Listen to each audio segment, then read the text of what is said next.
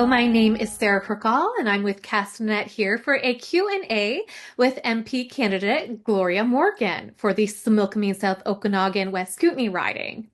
She's with the Liberal Party of Canada, and we'd like to thank her for joining us today.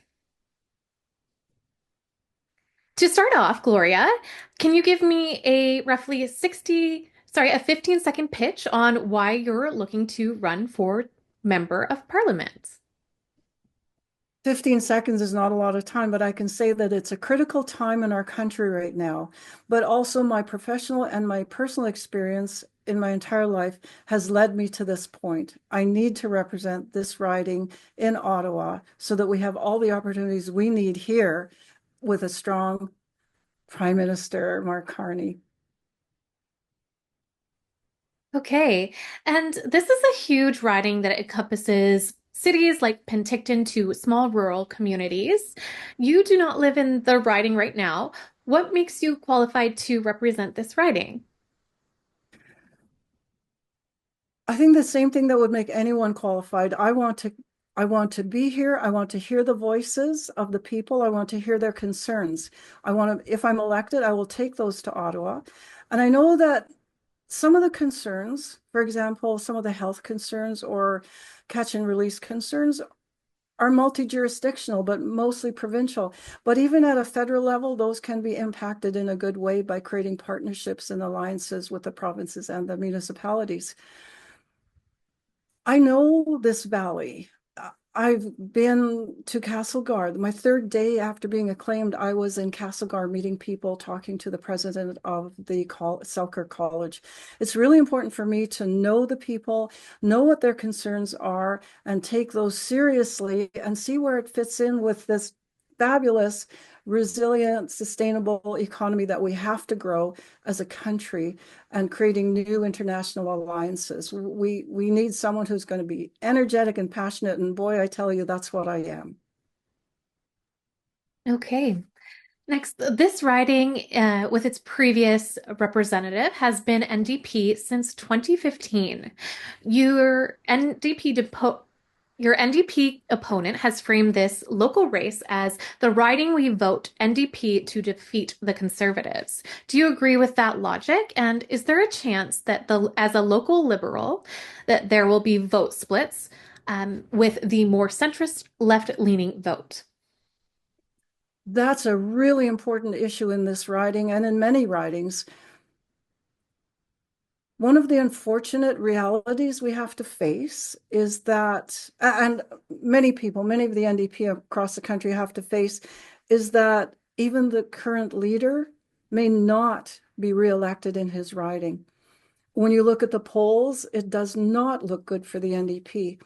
So even looking at electing an NDP in this riding, will it even form a political party in the House? And electing an NDP in this riding, what voice will there be in Ottawa? Whereas if I'm elected, I will form part of government. I will have impact by having some kind of a portfolio to concentrate and focus on, but also to represent the people in this riding. I really believe, and I've always believed, that if you want a voice in any level of government, you have to be fully in and fully participating. And that's what I would be as a federal MP in this riding, especially with such a strong prime minister. Okay. Next, the impacts of climate change are a big issue in this riding and all over BC, really. Outgoing MP Richard Cannings was a vocal advocate for a national wildfire fighting force that could be deployed pretty much anywhere and wherever needed. Is that something that you would support? I would support any viable initiative that would help us deal with climate change. I've heard one of the party representatives say that climate change is a hoax. It's not. It's affecting all of us at every level. When I look at our riding, we have agriculture and tourism, two of the main economic factors here. If we continue on the road we're on, and one thing I said at the All Candidates Forum was, yes, I have very deep, strongly held Indigenous beliefs and roots, But one of the ones I believe so strongly in is walk gently on Mother Earth. And I said that, that's easy for us to say, and maybe out in your own little lawn and garden, it's easy to do that.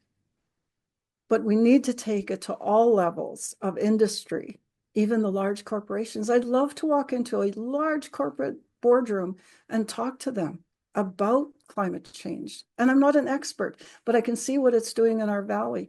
It's creating arid conditions where we used to have fairly good growing areas. Tourists, when we're inundated with forest fires and smoke, they're telling us stay inside. There's so much we can do. One thing I really want to advocate for, and I know it's possible, is a rail trail, a beautiful cycling, walking trail all the way from Sicamous to Osoyoos. I don't say the border because that's another kind of language, but I just say to Osoyoos.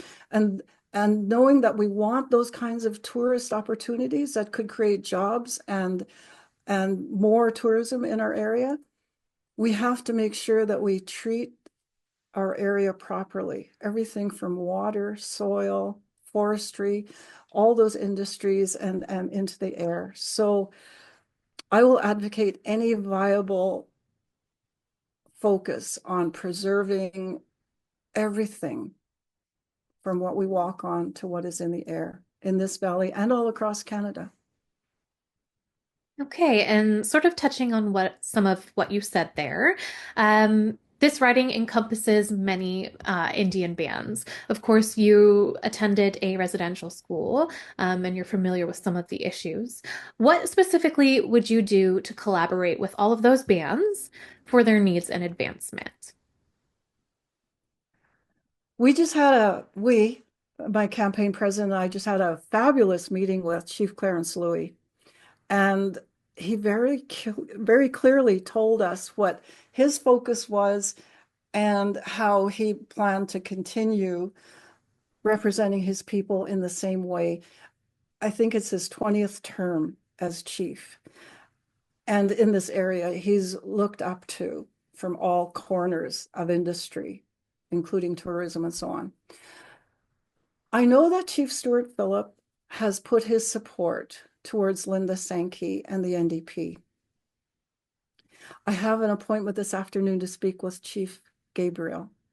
I will be seeing the various bands south of Penticton. I need to hear their voices. They have historically not wanted to participate in federal politics because there has always been difficulty dealing with the programs, dealing with the bureaucracy in Indian affairs and all of that. I cannot represent people unless I hear their voice. And I want to do that. I want the chiefs to know and the councils and the band members to know that I'm listening. Some of the issues that face them are multi-jurisdictional. The feds can provide some of the funding, some of the opportunities, but much of it then trickles down to jurisdiction with the province. For example, healthcare, education.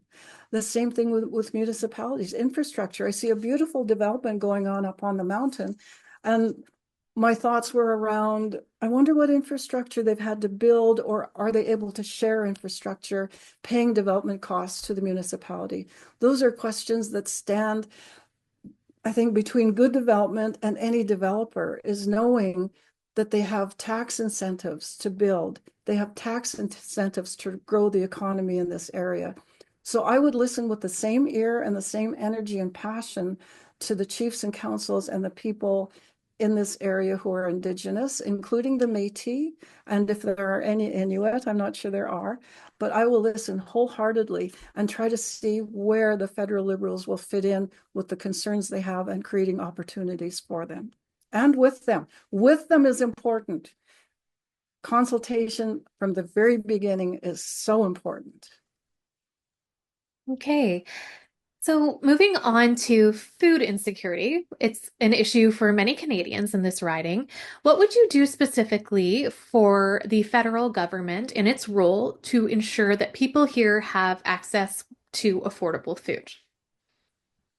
Well, certainly, and I've said a few times, I want to thank the President of the United States because he really has caused us to come together as a country. Whether you're a liberal or a conservative or a People's Party or NDP, it doesn't matter. We've come together as a country, and I don't like seeing people who are so dead set against another party, swearing, giving gestures, destroying signs out on lawns.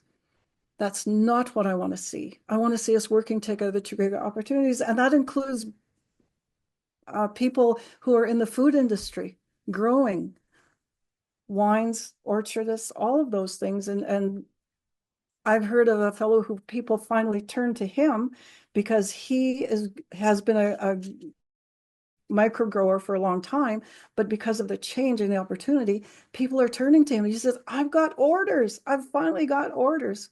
But to go more to try to answer your question, the school board that I was working with, I was on the food security working group. And certainly the focus was more towards students, but it was also if the students aren't eating and aren't able to come to school in a really good way, having been fed and given juice or whatever to drink, then there are issues at home. And we need to help address those issues as well. And I know I won't look it up in my book because I've got a very thick book here with the platform, but the Liberal government is looking at food security. That is one of the areas that we're going to be doing some programming and also providing funding for. So I do have some experience because I was on the working group for food security. Okay. And similarly, on that topic of affordability, many are struggling to afford housing in this riding. What, if anything, should the federal government's role be in assisting provincial or municipal goals of meeting housing needs? I think almost everyone out there who has access to television or social media knows what the federal Liberal government is proposing, and that's building 500,000 homes a year. Affordability is a huge issue, and they've tried to address that by eliminating the GST on first-time homeowners who are going to look at buying a house of $1 million or less. They've also looked at incentives for builders, especially builders who want to build rental housing. There are so many initiatives that the current government is looking at to try to help people. I want to think to that, and also prefabricated homes. There's a focus there because sometimes when you look at that, and I understand that one of our companies in this area has shut down. My question is why? Can they come back? And with the opportunities I think that the federal government is providing as far as incentives and funding, maybe that company has the ability to come back. But I look at the unhoused, and is there any reason that part of that money, the funding that's going towards the 500,000 homes, is there any reason why the federal government cannot designate some of that money towards building something bigger with single occupancy units? Or as I've seen in Kelowna, where they're building these very small units that people can live in with dignity and have the shelter that they need. So there's so many ways, but housing, again, I spoke to a fellow about a week and a half ago in Penticton, and he said, I have a lot. I can build 4 homes on this lot. I would like to rent or have 3 of them housing people or families that I know. And the last one I'd like to rent out. So he has this dream. And I really believe in dreams. Dreams have brought me to where I am today. But he said the infrastructure costs, the development costs, even looking at putting in a septic field is almost impossible. And then the development costs on top of that are pretty big in any municipality.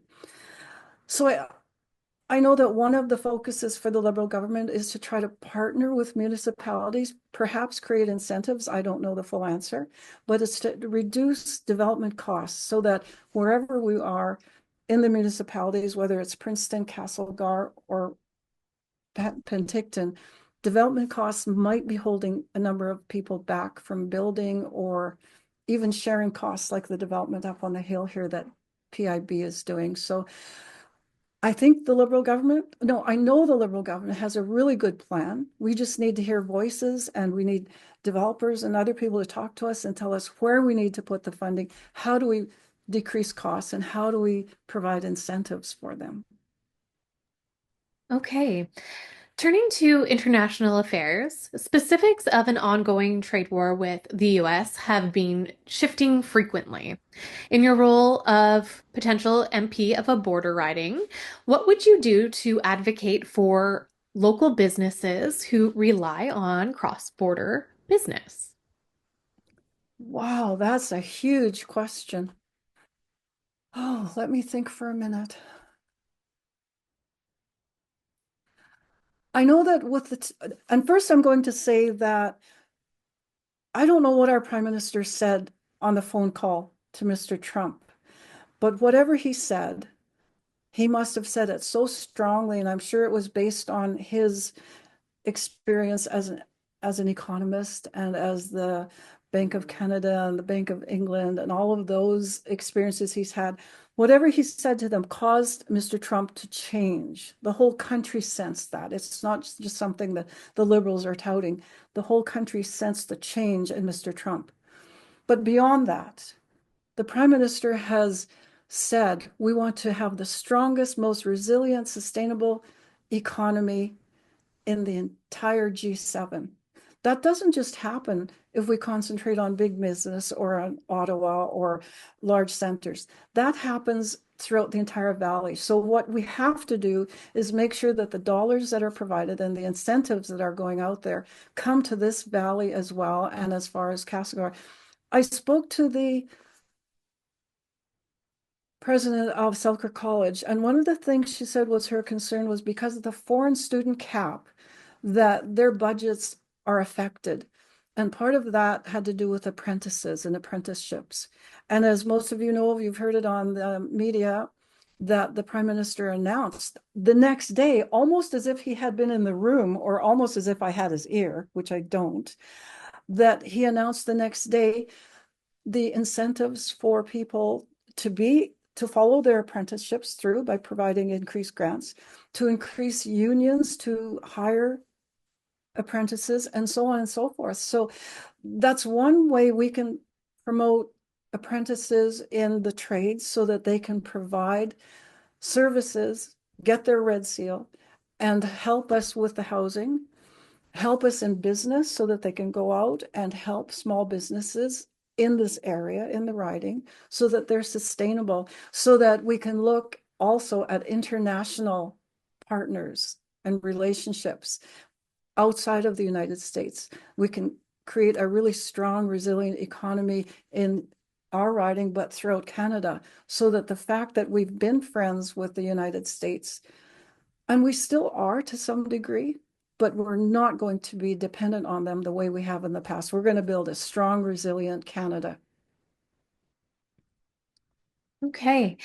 And part of this riding, many parts, are heavily agricultural and rely on temporary foreign workers. What should the federal government be doing to make it easier for those workers to find employment and the local businesses to employ them? I think that goes hand in hand with the answer that I just gave, is that if we create a really viable, thriving economy, that will, and it's funny, that's what Clarence Louis just said to us. You can talk about all the social programs you want. You can talk about housing and health issues and all of those things. But without a strong economy, how can you do that? If you build a strong economy, which is usually number one and number two on anyone's list, then we have the resources to help address many issues, including the foreign worker issue that exists here and in other areas. Doesn't matter where you go in Canada, that's an issue. So building that strong, resilient economy will help towards housing for the foreign workers. It will help towards any of the poverty issues they suffer while they're here, because poverty is an issue for many people, not just people who come from other countries. But I think building that strong economy is going to help address any of the, or many of the social issues that come to us because of foreign workers and some of the challenges they face. Okay. The US government has recently made policy changes that have caused concern for 2S LGBTQIA communities, and some fear that it could spread north. Do you believe that the Canadian government has a role in policing gender affirmation at all? I think this is where my personal experience makes me strong because I have family members who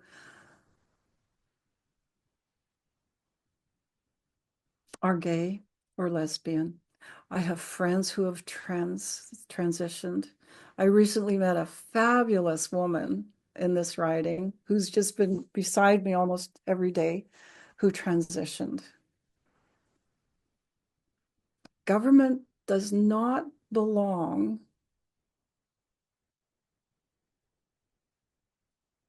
in making those decisions for people. But government certainly belongs in making sure that our country is diverse and we accept the differences. It has a role in making sure that people are equal, that there's equal access to health care, even for, well, especially for those who have challenges, especially for those who are fighting with the issue of transitioning. We need to make that accessible. And we have to have an inclusive country. I've heard too much during this election. It's such a short period of time, but I've heard too much about dividing, about showing the differences.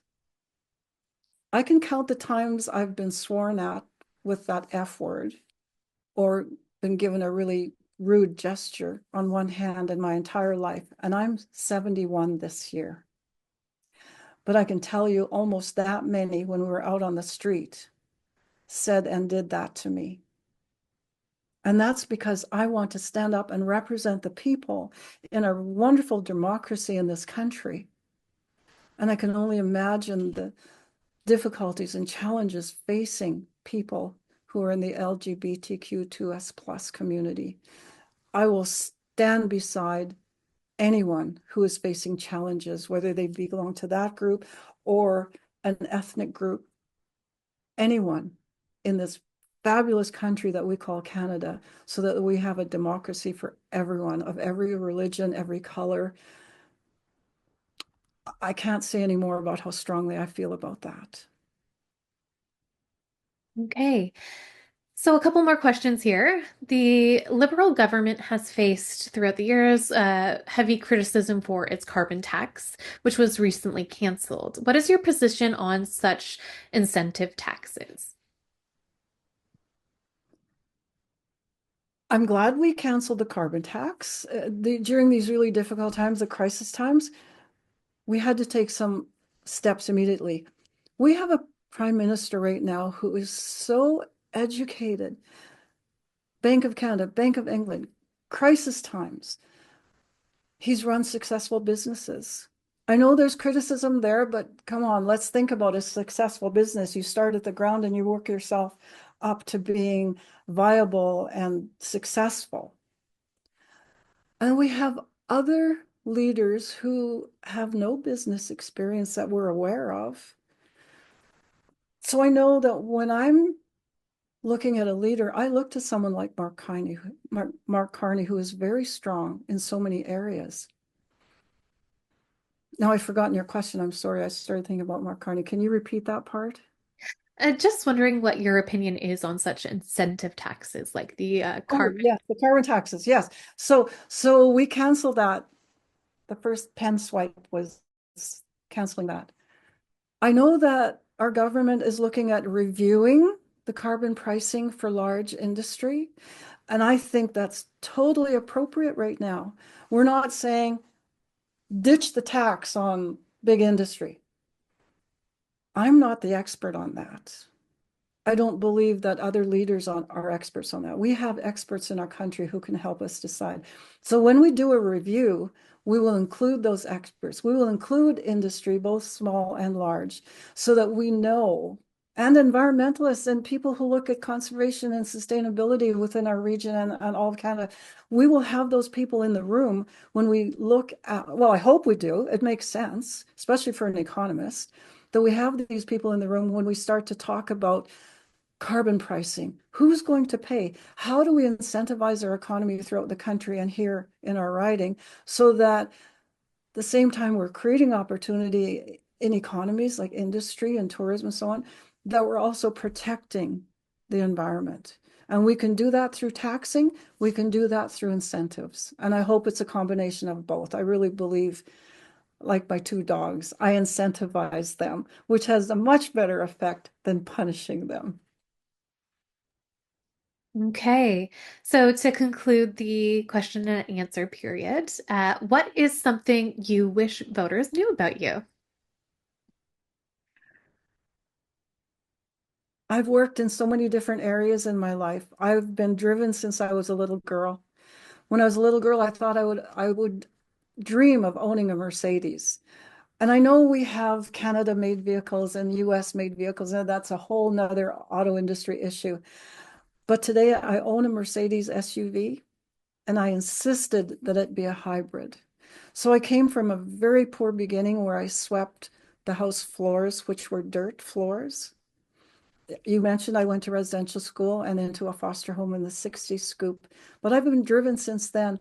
I've worked as an RCMP officer, as a lawyer, as a Crown prosecutor, as circuit counsel, as duty counsel. I went on to be a chief of my community for 2 years. And boy, being a leader isn't easy. What I'm hoping for is not going to be easy. So I was chief for 2 terms, and then I became a federal adjudicator. And as a federal adjudicator, I traveled this great country from Nova Scotia to Vancouver Island in Nunavut in January when it was minus 55 and you had ice balls hanging from your eyelashes.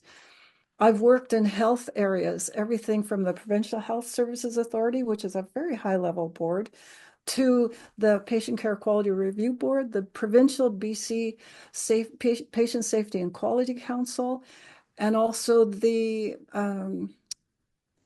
BC Provincial Coordination for Women's Safety. Beyond that, I've sat on boards, most especially the Okanagan College Board, where I was the board member, vice chair, and chair. And that included the Penticton campus and the Osoyoos and Oliver satellite campuses. I've worked in so many areas. I love golf, and please don't hold that against me because Mr. Trump golfs, but I love golf. And that to me is a rescue thing because when I'm out on the golf course, I can rejuvenate. I let the stress go. I'm involved in so many levels of recreation, both in my area and provincially. I've been on the BC Championship Indigenous golf team for 2 years. And I was 69 and 70 playing against 15-year-old young people trying to make the team. And for 2 years, we beat the Indigenous Ontario team for 2 years. So that's a really great thing for me. But being involved in the arts, I was so looking forward to be on the Caravan Farm Theater Company board because it's a fabulous theater company. I've been to Berlin because I made three short videos. I went to Berlin, all expenses paid by a society out of Quebec, where I was part of Berlinale, the European International Film Festival. There are so many parts to me that I think have brought me to this place in time. And my next aspiration is to be a member of parliament, to walk beside Mr. Carney and create a Canada that is strong, but a Canada that is together. I don't want us divided. I want to help remove barriers between provinces and regions. I want to see our country grow, make it strong, but do it together. Well, thank you so much for joining us, Gloria. To our viewers, you can visit Castanet for more information on MP candidates for the federal election coming up on April 28th. For Castanet News, I'm Sarah Perkal.